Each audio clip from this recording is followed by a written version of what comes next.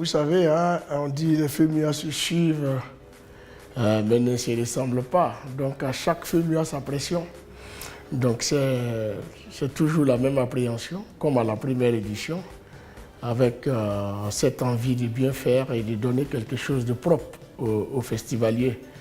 Donc on peut dire qu'on est prêt à 90%, mais ce genre d'événement ne peut pas dire qu'on est prêt à l'avance. Donc il y a toujours des petits réglages à faire. On attend toujours de voir s'il n'y a pas quelque chose qui bouge un peu. Donc on est dans cette permanente pression-là, mais ça va.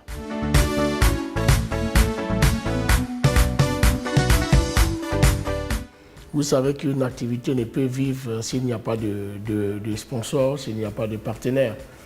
Donc à nos débuts, c'était vraiment pas évident parce que les gens n'avaient pas vraiment cerné la vision que nous avions.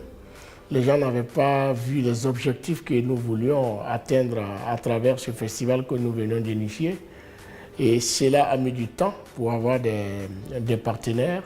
Et voilà, nous on a cru, comme on le fait toujours, on a su croire dans notre activité. Et puis au fil du temps, les partenaires sont venus. Et puis aujourd'hui, voilà, on a une pléiade de partenaires qui nous accompagnent.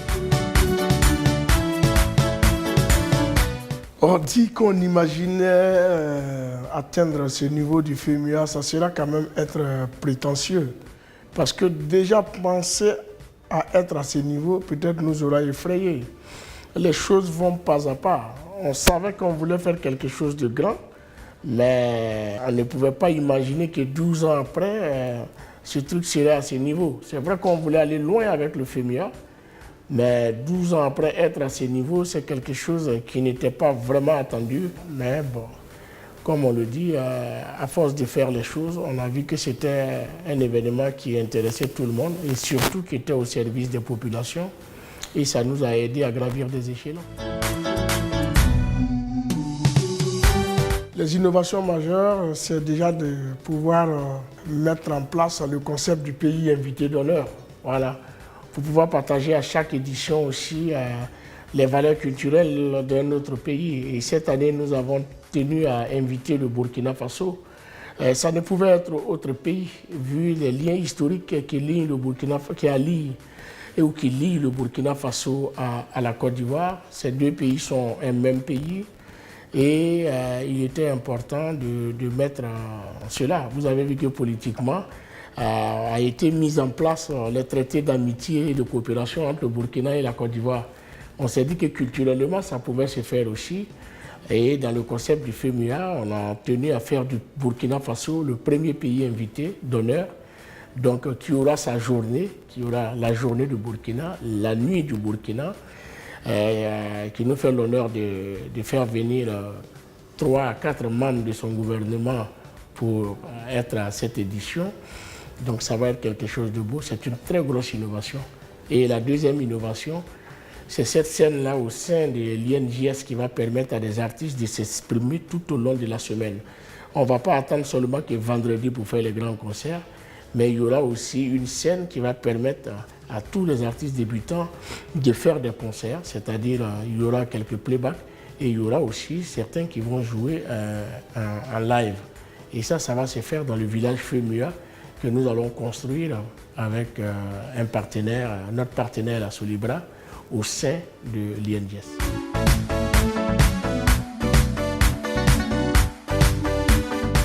Le critère de choix, c'est déjà la valeur.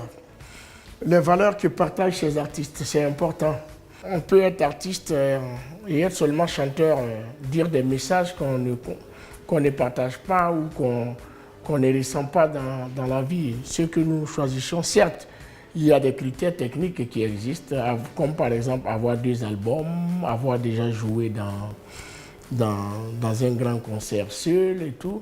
Mais il y a aussi la représentativité de l'artiste, les valeurs que prône l'artiste. Je prends l'exemple d'un artiste, pour ne pas aller loin, comme Karish, qui est invité cette année. Il est né en Côte d'Ivoire, il a grandi en France, dans les cités françaises et tout, mais c'est quelqu'un qui a toujours revendiqué son africanité et son appartenance à la Côte d'Ivoire. Donc on s'est dit, voilà, il y a des gens comme ça qui sont dehors, qui avec leur musique promeuvent plus ou moins leur pays ou le continent. Donc ces gens-là, méritent qu'on les appelle pour contribuer au développement du continent.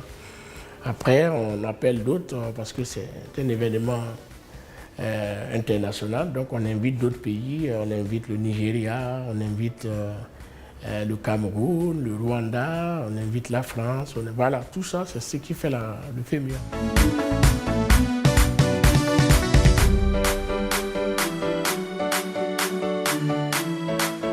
Ben, disons que quand on était tout jeune, Yodé me parlait toujours de Bayekou Bassi, sans que nous ne sachions qu'un jour, nous allions mener une action sociale.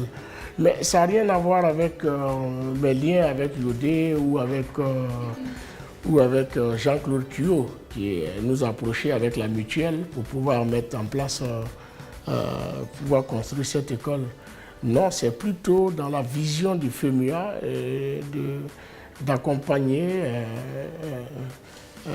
les Ivoiriens dans l'éducation et dans la santé. Donc, pour nous, dès que la sollicitation est faite et que nous estimons qu'il y a vraiment quelque chose à faire, nous le faisons. On a construit à Bangolo, on a construit à Séguéla, voilà. On s'est dit, là, on est en train de construire avec notre partenaire l'UNICEF à Odiéné. Donc, on s'est dit, Gagnoua ne doit pas rester en reste parce que Gagnoua, c'est aussi la Côte d'Ivoire, c'est au centre-ouest.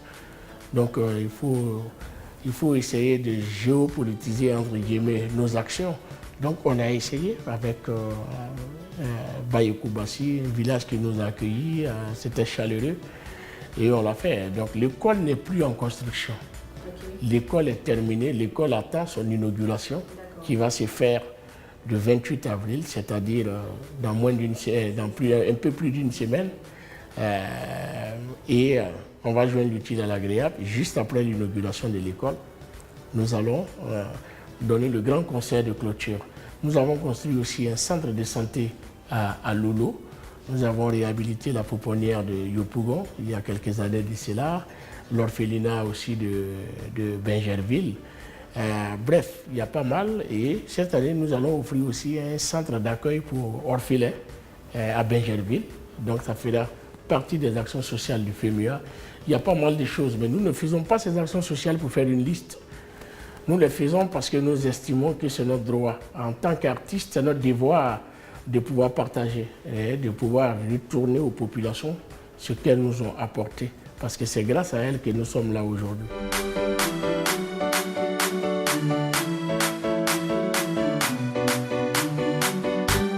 Aujourd'hui, 12 ans après, ce n'est plus le même regard que les gens ont sur Anoumambo. Tout le monde parle d'Anoumambo, même ceux qui ne connaissent pas, que ce soit en Europe, aux États-Unis, un peu partout, on parle d'Anoumambo. Donc ça déjà, c'est un pari gagné. Après, au niveau des actions sociales, je crois qu'aujourd'hui, Anoumambo n'est pas en reste, parce qu'Anoumambo bénéficie aussi des actions sociales que Magic System mène. Et cette année, nous avons pour marraine Dominique Ouattara, et nous avons vu tout le travail qu'elle est en train de mettre en place pour faire plaisir à ces populations d'Anoumambo là. Et ça, c'est un bonheur pour nous. Donc, c'était l'objectif.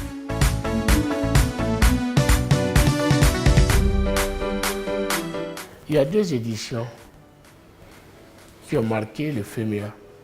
Une heureuse, relativement heureuse, et une malheureuse. L'heureuse était le FEMUA 4. La Côte d'Ivoire sortait à peine de la crise post-électorale, où il y a eu des morts, où le pays était divisé, les gens se sont tiraillés. Et puis, il fallait un événement comme ça qui, pour une fois, réunissait les Ivoiriens, qui faisait les Ivoiriens reprendre goût à la vie. Et c'était le FEMUA 4. Et je me rappelle encore comme si c'était hier. Et ces jours-là, on ne pensait pas qu'on pouvait voir la Côte d'Ivoire réunie comme ça, sans différence ethnique, sans division des régions et tout, se réunir pour célébrer, célébrer le social, célébrer la musique. Et ça, c'est une édition qui nous a marqué. Et puis, il y a eu le FEMUA 9, qui était l'épisode noir et la tache indélébile qui va suivre le FEMUA, ça c'est sûr, avec le décès de Feu Papa Wemba sur scène. C'est une édition qui est restée gravée dans notre mémoire parce que le choc était très important et très lourd. Beaucoup d'émotions et on a été tous surpris. Et on ne peut pas citer aujourd'hui les événements qui ont marqué le FEMUA sans citer cet événement-là, même s'il est un peu noir.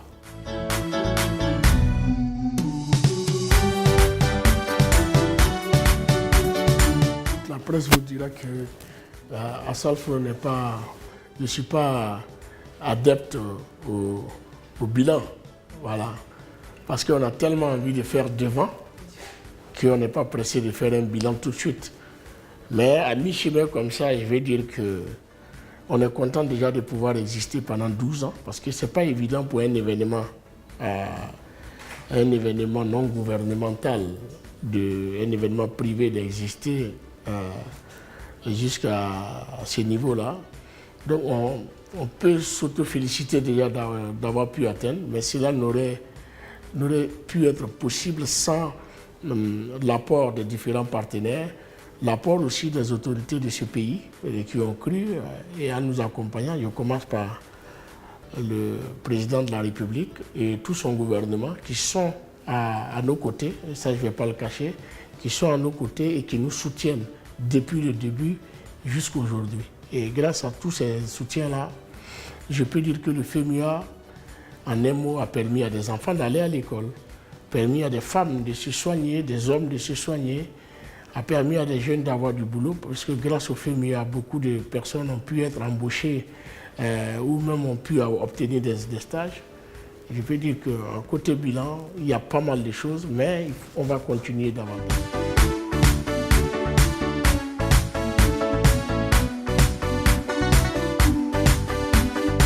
Si j'ai un conseil à donner à tous ces jeunes artistes, pas seulement aux artistes, hein, à tout le monde, tous ceux qui sont dans leur corps de métier, j'aimerais leur dire que dans la vie, il faut s'armer de certaines valeurs pour pouvoir avancer. On ne peut pas se lever tout d'un coup pour dire « je veux devenir riche » si on n'a pas de valeurs. On ne peut pas se lever un coup pour dire « je veux réussir ». Parce qu'il y a une nuance entre « je veux réussir » et « je vais réussir ». Je veux réussir, c'est un rêve. Je vais réussir, ça c'est une détermination. Et ça, il faut que les jeunes aient la détermination. Il faut avoir de la persévérance, être persévérant, croire en ce qu'on fait, c'est-à-dire avoir aussi la foi et dire on y va, on va le faire. Il ne faut pas rentrer dans des considérations, être envieux, dire il faut que je fasse ça pour devenir tant et tant. Non, déjà il faut être droit et puis il faut croire dans la persévérance à ce qu'on fait.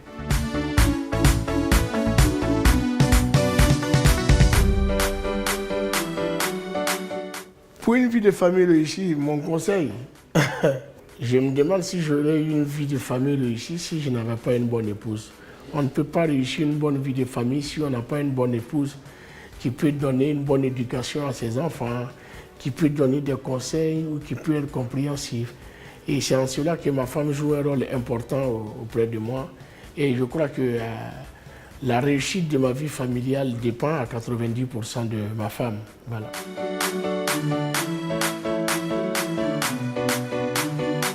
L'actualité de Magic System. Vous savez, nos projets sociaux nous ont tellement éloignés des studios qu'aujourd'hui, quand on parle de notre actualité, on a plus un projet social de plus proche qu'un projet d'album et tout ça. Mais je veux dire que pour nos fans qui nous attendent, Magic System arrive. Là, on a bouclé un single qui va être lancé bientôt. Voilà, donc ça, les fans pourront le découvrir dans les jours qui arrivent. Et puis, l'album va suivre. On espère sortir l'album d'ici la fin 2019. Puis bon, après, c'est la grosse tournée européenne. Juste après le FEMUA, nous avons une tournée de 20 dates en Europe. Et après la tournée européenne, il y a la tournée aux États-Unis au mois d'août, qui va démarrer fin juillet pour finir mi-août aux États-Unis. Et après les États-Unis, on revient à Abidjan pour continuer l'UE Magic Tour. Donc voilà, c'est les projets qui vont joncher notre année 2019.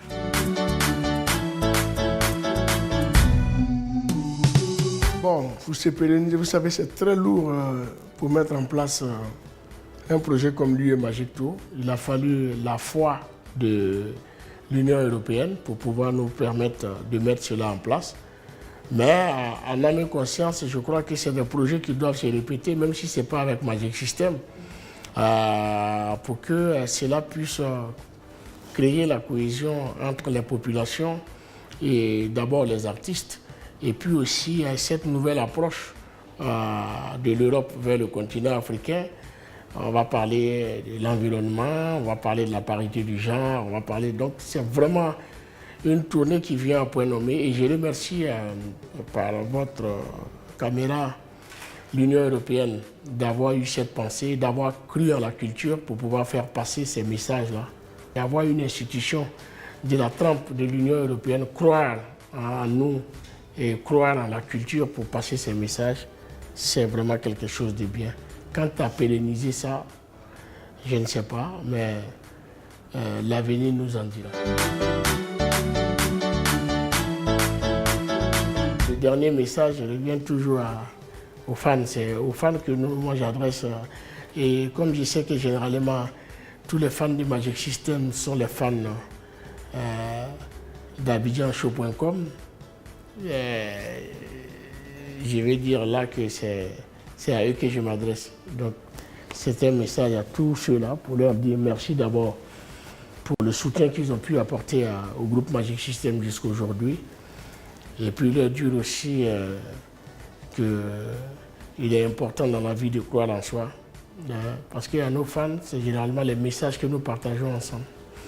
Il faut croire en soi, il faut être persévérant, il faut avoir de la détermination. Aux fans d'AbidjanShow.com, restez connectés parce que toutes les vraies informations viendront là et vous aurez toutes les exclusivités de Magic System sur AbidjanShow.com.